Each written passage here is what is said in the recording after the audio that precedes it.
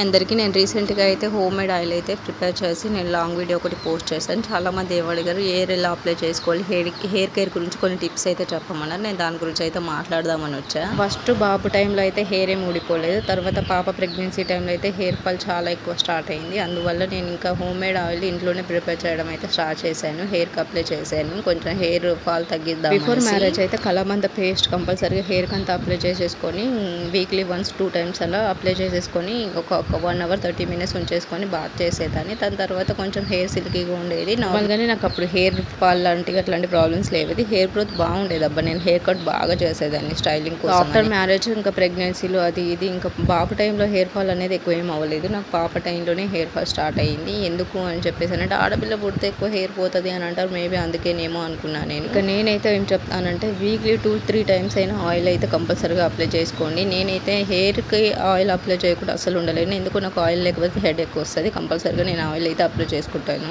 Next ఏంటంటే hair apply compulsory కదా. ఇంకా హెడ్ బాత్ చేసేటప్పుడు కూడా నేను రెగ్యులర్గా హెడ్ బాత్ అయితే చేయను. ఎప్పుడు దీపం ముట్టించే వీక్లీ 1 ఆర్ 2 టైమ్స్కి మించి నేను ఎక్కువ హెడ్ బాత్ అయితే చేయను. ఎందుకంటే మరీ ఓవర్గా షాంపూలు పెట్టిన హెయిర్ ఒరిజినల్ కలర్ అని పోద్ది, వైట్ హెయిర్ అనేది స్టార్ట్ అవుతుంది. ఇలాంత మట్టికి మరీ ఓవర్గా షాంపూ చేయడం, హెడ్ బాత్ చేయడం అది మానేయండి. లాంగ్ హెయిర్ కావాలంటే ఆ మాత్రం మెయింటైన్ చేయాలి. అండ్ ఇంకొకటి హెయిర్ కంపల్సరీగా కట్ చేయాలి. హెయిర్ కట్ చేయమన్నా కాదని ఇంత పొడుగా కాదు, 6 మంత్స్కి ఒకసారి 3 మంత్స్కి ఒకసారి మన హెయిర్ చివర్లు ఉంటుంది కదా ఇంత, అంతే. అంతకు మించి మరీ ఎక్కువ కట్ చేసుకోకండి. అంత మాత్రం కట్ చేయండి. ఎందుకంటే హెయిర్ గ్రోత్లో అది ఇంపార్టెంట్ మ్యాటర్. కంపల్సరీగా హెయిర్ కట్ చేస్తేనే హెయిర్ అనేది పెరుగుతుంది. మామూలుగా అబ్బాయిలు చూసారు కదా హెయిర్ కట్ చేస్తారు, మళ్ళీ 15 డేస్ కల్లా యథావిధిగా వారికి హెయిర్ గ్రోత్ అనేది చాలా ఫాస్ట్గా ఉంటుంది. ఎందుకు అనంటే హెయిర్ కట్ వల్లనే. కంపల్సరీగా కొంచెమైనా హెయిర్ కట్ కంపల్సరీ చేయాలి. ఇంకొకటి కాస్టర్ ఆయిల్ అంటారు, అదే ఆముదం నూనె. మనం కోకోనట్ ఆయిల్లో కొంచెం నూనె కలుపుకొని మిక్స్ చేసేసుకొని మనము హెయిర్కి అప్లై చేసుకోవటం వల్ల కూడా హెయిర్ అనేది ఫాస్ట్గా ఉంటుంది. ఆముదం నూనె బాగా చిక్కగా ఉంటుంది. మనం సింగిల్గా నూనెని అప్లై చేసుకోలేము. అండ్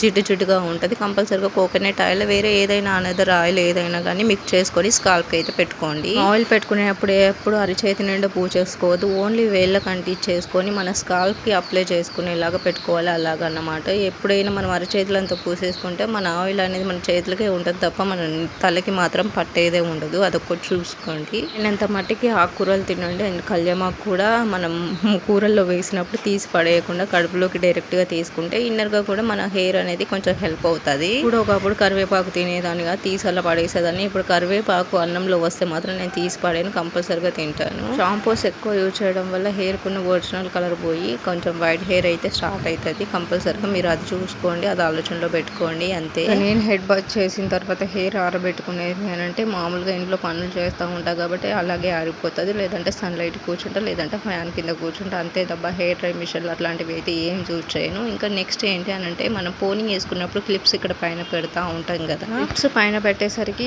హెయిర్ అంతా ఒక దగ్గరకు వచ్చి ఇంకా నాకు చిక్కు పడడం అయితే బాగా స్టార్ట్ అయిపోయింది. ఇంకొకటి ఏంటంటే హెయిర్ ఎక్కువ ఉండటం వల్ల నాకు ఆ పోనీ వేసుకునేసరికి నెక్ పెయిన్ కూడా బాగా వచ్చింది. ఇంకా చిక్కు పడటము, ఈ హెయిర్ నెక్ పెయిన్, ఇంకా దానికంటే హెయిర్ అల్లుకొని జడేసుకోవటమే బెస్ట్ అనేసి ఆయన పెట్టే ఫ్లక్కర్స్ అని ఆపేసారు. ఏమున్నా కొంచెం లూజ్గా హెయిర్ అల్లుకోవటం స్టార్ట్ చేశాను. అప్పటి నుంచి ఇంకా నాకు హెయిర్ ఫాల్ అనేది కొంచెం తగ్గింది. చిక్కు పడటం కూడా తగ్గింది. అడుకునే అప్పుడు కూడా నేను ఇదే మెయింటైన్ చేస్తాను. ఇలాగే అల్లుకొని ఇట్లాంటి రబ్బర్ బ్యాండ్ వేసుకొని మనం ఇంకా ఏముంటే స్టోన్స్ వచ్చేటివి, రాళ్ళతో వచ్చిన రబ్బర్ బ్యాండ్స్ కానీ, ఇట్లా స్టోన్స్ వచ్చే ఫ్లక్కర్స్ కానీ అట్లాంటివి యూజ్ చేయకపోతే హెయిర్ ఫాల్ అంతా ఎంతో కంట్రోల్ అవుతుంది. ఉన్న రబ్బర్ బ్యాండ్స్ కానీ, డిజైనర్ రబ్బర్ బ్యాండ్స్ కానీ వాటిని చుట్టుకొని హెయిర్ అంతా ఊడిపోవడం అదో ఇదో అంతా కంట్రోల్ అయితే అవుతుంది. అలాంటివి కొంచెం అవాయిడ్ చేస్తే చాలా బెస్ట్ అని చెప్తా.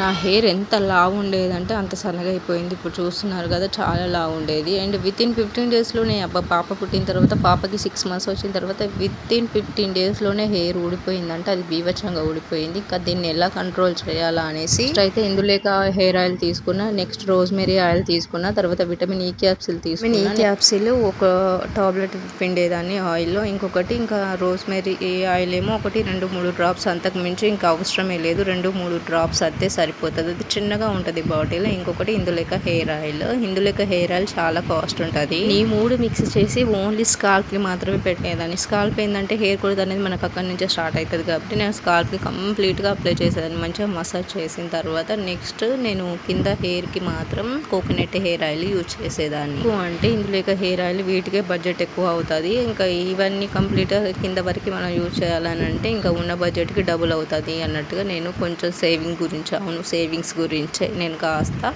ఆలోచించి నేను మామూలుగా స్కాల్ప్ యూజ్ చేసేదాన్ని. కిందకి మాత్రం నేను కోకోనట్ ఆయిల్ యూజ్ చేసేదాన్ని. నెక్స్ట్ ఏమంటే హెయిర్ డ్రై మిషన్ కానీ కర్లర్ మిషన్ లాంటివి కానీ ఇట్లాంటివి నేనైతే అస్సలు వాడను. బిఫోర్ మ్యారేజ్ వాడేదాన్ని, కాకపోతే ఎంత వాడాలో అంత మాత్రమే వాడేదాన్ని, మరి ఎక్కువ అయితే వాడలేదు. ఇక పెళ్ళైన తర్వాత కంప్లీట్గా అవాయిడ్ చేసాను. ఉన్న హెయిరే పోతుంది. అలాంటి హీట్ వస్తువులు హెయిర్కి అస్సలు మంచిది కాదు. సో అందుకే నేను కంప్లీట్గా అవాయిడ్ చేశాను. అయినా మనం ఎమర్జెన్సీగా బయటికి వెళ్ళాలి అనుకున్న టైంలో తప్ప వీలైనంత మట్టికి అయితే అలాంటివి ఆపేయడమే చాలా బెస్ట్.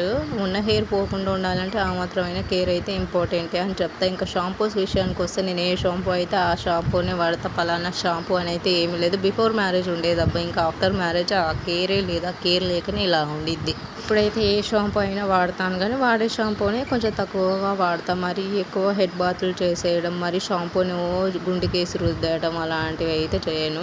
మినిమంగా యూజ్ చేస్తా. మరీ హెయిర్ని అయితే డామేజ్ చేసేసుకోను. ట్రిక్కులు తీసే అప్పుడైతే కొంచెం జాగ్రత్తగా తీయండి. ఫస్ట్ కింద నుంచి ట్రిక్కులు తీస్తా పైకి వెళ్ళండి. ముందు నుంచి పైనుంచి బర్ర మనం తీసేసాం అనుకోండి, హెయిర్ ఉన్న జుట్టు కాస్త ఊడిపోతుంది. ఎప్పుడైనా కింద నుంచి ట్రిక్కులు తీస్తా పై దాకా వెళ్ళాలి. అలా అయితే కొంచెం హెయిర్ ట్రిక్కులనే ఈజీగా వెళ్ళిపోతే మనకు కూడా పెయిన్ రాదు. అలా ఎప్పుడు మరీ ఓవర్ టైట్గా వేయకండి. అండ్ ముందుకి లాగినట్టు ఇట్లా బాగా లాగి పట్టేయడం వల్ల కూడా హెడేక్ వస్తుంది. ఆముదం నూనె అయితే తెచ్చుకోండి. మనకు సూపర్ మార్కెట్లో అవైలబుల్గా ఉంటుంది. ఆముదం నూనె తెచ్చుకొని కొంచెం కోకోనట్ ఆయిల్ మిక్స్ చేసుకున్న, మనం ఇందాక ప్రిపేర్ చేసుకున్న హోమ్ మేడ్ ఆయిల్ ఉంది కదా, మందారం అవన్నీ వేసిన ఆయిల్ నేను ఆల్రెడీ పోస్ట్ చేసి అదొకసారి చూడండి. అందులో కాస్త మిక్స్ చేసుకున్న అయిపోద్ది. ఎందుకంటే మనం హెయిర్ ఆయిల్ గురించి అని అది ఇది అక్కడ ఇక్కడ వేలకు వేలు వందలు మనము డబ్బులు తగలబెట్టే కంటే మనకి ఇంట్లో ఉన్న సింపుల్ రెమెడీ చేసుకొని హెయిర్ గ్రోత్ని అండ్ హెయిర్ ఫాల్ని కంట్రోల్ చేసుకోవడం చాలా బెస్ట్ అని చెప్తా. హెయిర్ దువ్వేప్పుడు మాత్రం ఈ జాగ్రత్త కంపల్సరీగా పాటించండి. కొంచెం ఊడిపోయే కూడా ఇంకొంచెం ఊడిపోయే కూడా